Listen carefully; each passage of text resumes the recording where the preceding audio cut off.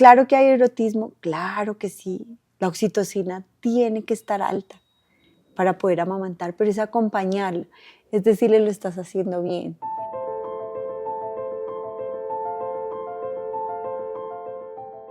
Hola, bienvenidos a todos a Construimos, un video podcast diseñado para hablar de humanización, salud mental y enfoque diferencial. Soy Sandra Ortiz, psicóloga, magíster en psicoterapia y profesional de humanización del Hospital Infantil. Hoy tenemos una invitada muy especial, es de la casa. Ella es pediatra, experta en puricultura, consultora internacional de lactancia materna, madre de Fátima, y aquí la conocemos como la doctora. Bienvenida. Ay, muchas gracias por la invitación. Estoy muy contenta de que este mensaje llegue primero a los profesionales de la salud y también a nuestras familias lactantes. Qué chévere que estés así, muchísimas gracias. Me gustaría que nos contaras cómo empezaste a involucrarte con la lactancia materna, qué pasó y por qué es tan importante hablar de ello. Bueno, no fue un evento tan chévere, no empezó y yo lo llamo como un proceso de conversión. Y como todo proceso de conversión, pues es duro y es doloroso. No empezó siendo mamá y esto inició en mi ejercicio profesional, en donde desafortunadamente no tenemos como un estudio durante la formación netamente en lactancia materna. Entonces el conocimiento que existía y que aún sigue existiendo cada vez menos, pero todavía se evidencia, sobre lactancia materna era muy deficiente. Y pues en la consulta del recién nacido decía, pues yo veía al bebé y decía, pues si recibía leche materna o si recibía fórmula. Tengo un enfoque también de investigación, entonces como buena epidemióloga quería hacer como datos, cuántos niños, y entonces eso quedaba en la historia clínica. 11 meses después me llega una citación de la Secretaría de Salud por una mortalidad de un menor de 11 meses y me citaron porque al hacer el comité de vigilancia epidemiológico se dieron cuenta que en la consulta de primera vez, en esa consulta que yo le hice a ese bebé, decía que recibía perfectamente y que toleraba muy bien la fórmula. Y ese día me dijeron, doctora, pero ese niño no tenía ninguna contraindicación para la lactancia. ¿Usted por qué no lo apoyó? Y hubiese podido tomar dos caminos, ¿cierto? Haber dicho, pues era mi criterio médico.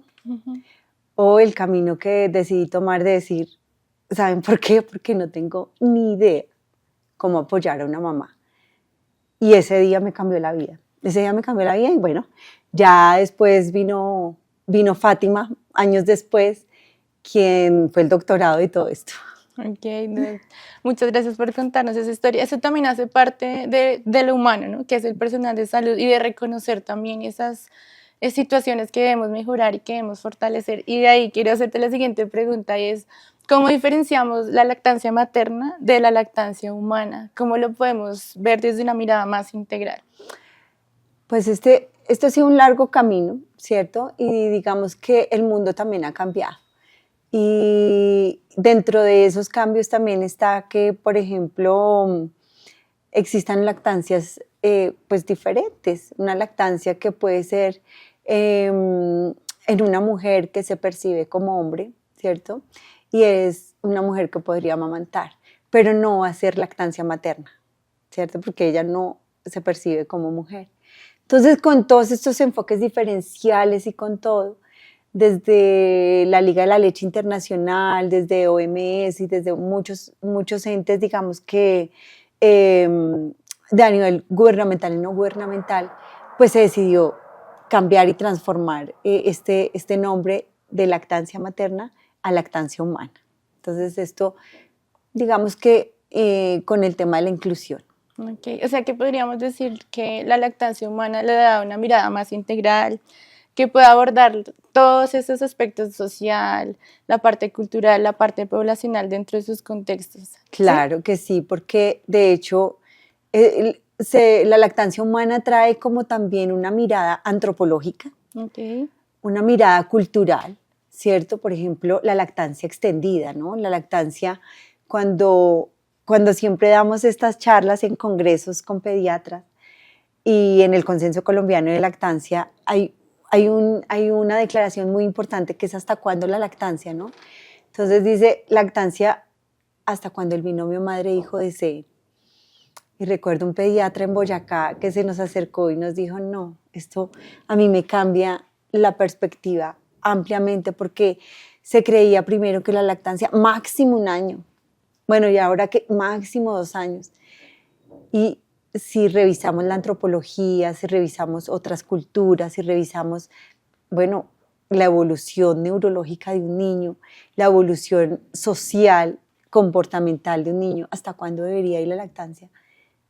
Hasta que el binomio madre-hijo lo desee. De hecho, en la consulta que nosotros tenemos de recién nacido, hablamos de lactancia materna mínimo 2 años. Pero si tú sigues disponible emocional y físicamente, hasta cuando el bebé lo desee, ¿sí? Yo estuve disponible 7 años de mi lactancia, entonces sí, es muy individual, pero sí definitivamente mínimo 2 años. Y de forma exclusiva, 6 meses. Entonces mira cómo cambiamos el lenguaje, porque si uno dice lactancia materna mínimo, pues exclusiva 6 meses y complementaria mínimo 2 años, ¿qué se te queda a ti como mamá? O sea, uno mamá en posparto, uno dice, lo que me dijeron a mí fue que duraba 6 meses. Uh-huh. El lenguaje es muy importante, porque si lo decimos lo contrario, ella me abre los ojos, como, ¿qué? 2 años. Y eso se les queda. Eso hace algo no solamente en la psiquis, sino también en el corazón.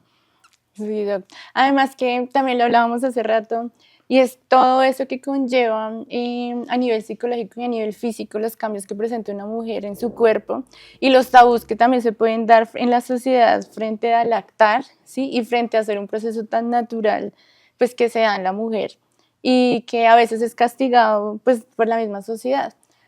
A esto a mí me gustaría que pudiéramos también enlazar la lactancia materna con la salud sexual.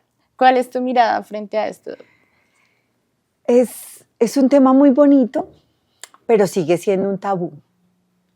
Antiguamente yo recuerdo alguna profesional ya como con sus años y se sexualizaba como todo este tema de la lactancia extendida, ¿no? Es que eso es que está sintiendo placer.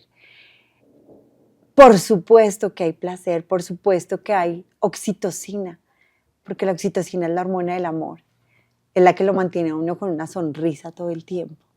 Por supuesto que amamantar debe dar eso y generar a la cría, al niño, ese amor y ese placer. Pero otra cosa es el erotismo y otra cosa es la parte, digamos, como sexualizada que se le ha puesto. Tuvimos un caso en la consulta muy bonito en donde una mamá tímidamente no nos quería contar y por qué no había podido amamantar al anterior bebé, o sea, fue una lactancia muy corta de 3 meses. Y cuando pasa eso yo digo, uy, se prenden las alertas porque esta segunda lactancia está en riesgo. Entonces empezamos y tuvimos un abordaje muy lindo en conjunto con psicología, en donde poco a poco, ¿no? Quitando varias capitas,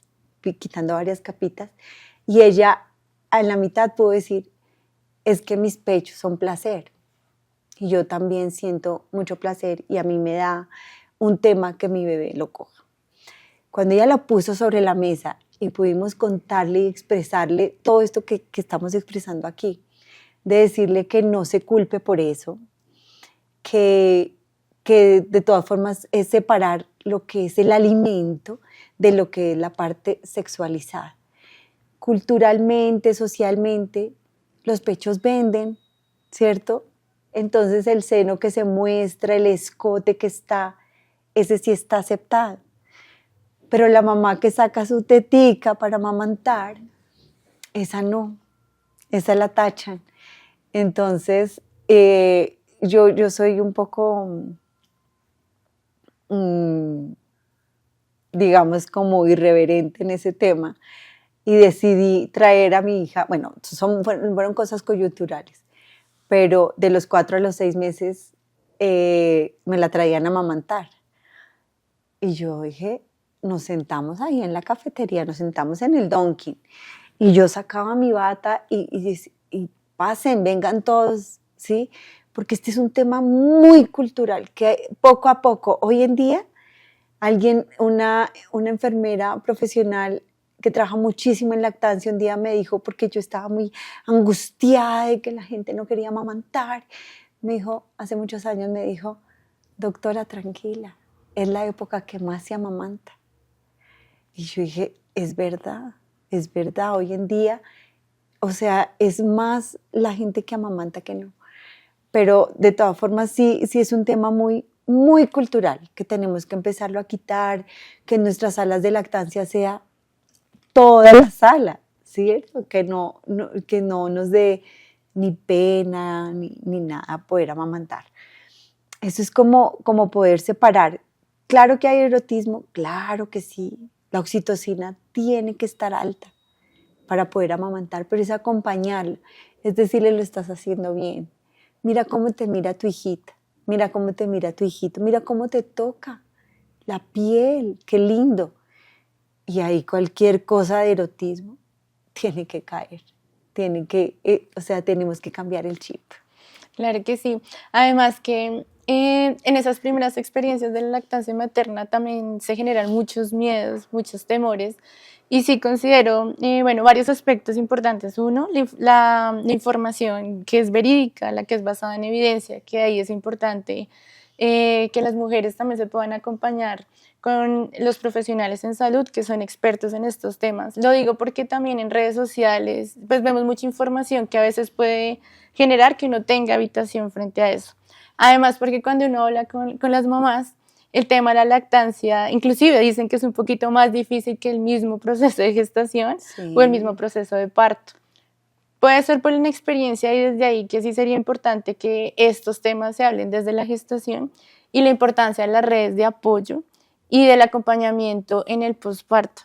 En ese sentido, ¿tú qué les dirías al personal de salud como que debe tener en cuenta en ese acompañamiento a las mamás? Yo creo que como profesionales de la salud lo más importante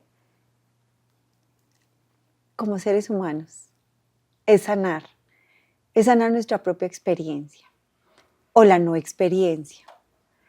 O mi tema de decir, no, es que yo ya decidí ser mamá, entonces la que amamanta es como que, ay, no, X. Oye, espérate, sana tu propia no lactancia. Si no hubo apoyo con tu bebé, si no hubo apoyo, si hubo un duelo, tal vez una muerte perinatal, si tal vez tu profesional de la salud, tu pediatra, no supo cómo apoyarte tampoco en lactancia y fuiste solo fórmula, también sanemos eso. Yo creo que sanar hoy en día es lo que nos va a hacer diferentes a la inteligencia artificial y a todo lo que encontramos en redes sociales. Sanar y poder yo decir, oye, sí, yo no tuve esta información que hoy está, yo no tuve esto y fue doloroso para mí pedir perdón, así sea a través de una carta que nunca se envíe. Y eso lo hacemos tanto en la consulta. De hecho, los invito a ver un video muy lindo de una mamá que está publicado en la página del hospital, que ella no había podido amamantar exclusivamente el anterior bebé y tenía como dolor de darle a esta solo lactancia exclusiva. Sí, como quien dice, ¿por qué ahorita sí yo recibí con la anterior no?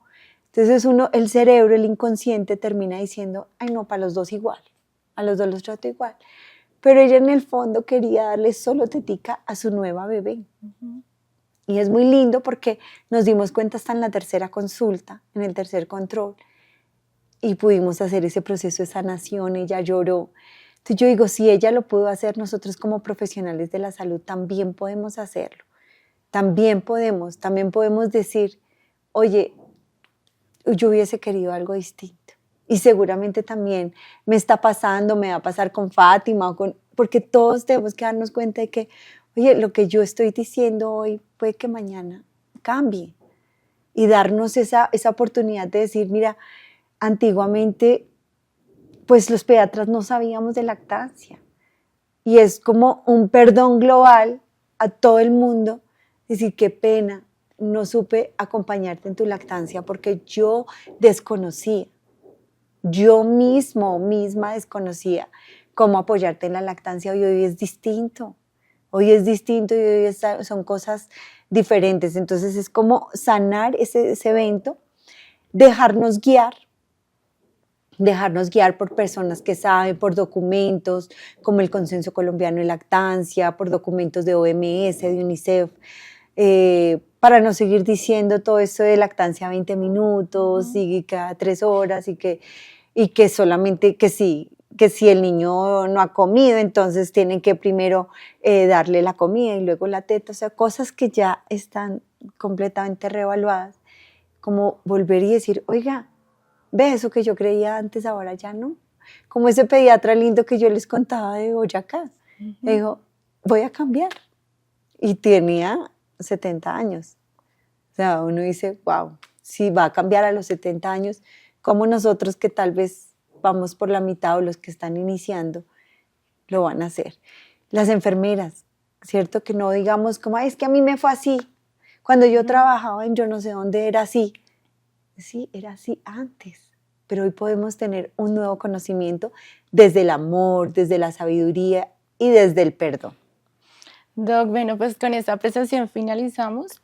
Sí es importante resaltar esa neuroplasticidad que nosotros tenemos como seres humanos precisamente para reinventarnos, para ser curiosos, para proponer y para escuchar también, ser muy empáticos frente a las necesidades que tienen las personas y que tienen las mujeres.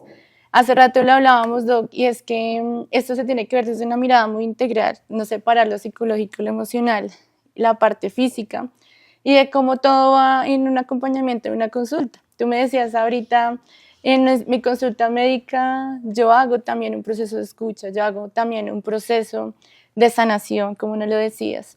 Entonces, el tema de lactancia materna es fundamental. Y es un tema que nos acobija a todos y es responsabilidad de todos también formarnos, educarnos frente a esto, no solo como personal de salud, sino también las mismas mujeres, su red de apoyo. Entonces los invitamos, la idea es que nuevamente tengamos un espacio donde podamos seguir hablando de este tema. Entonces, Doc, muchísimas gracias. Y a todos los que nos escuchan, bienvenidos a este podcast Construimos.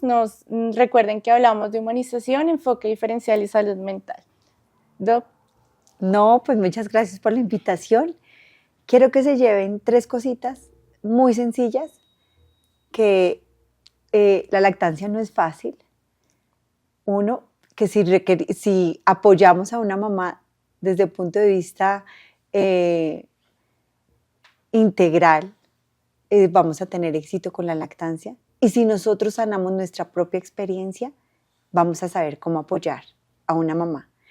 Abracen a las mamás, si ellas lo permiten, escúchenlas, permítanles que lloren, permitan que puedan expresar todas sus emociones en ese momentico de la consulta. Y eso hará la diferencia en todo. Súper, Doc, muchas gracias. Gracias a todos.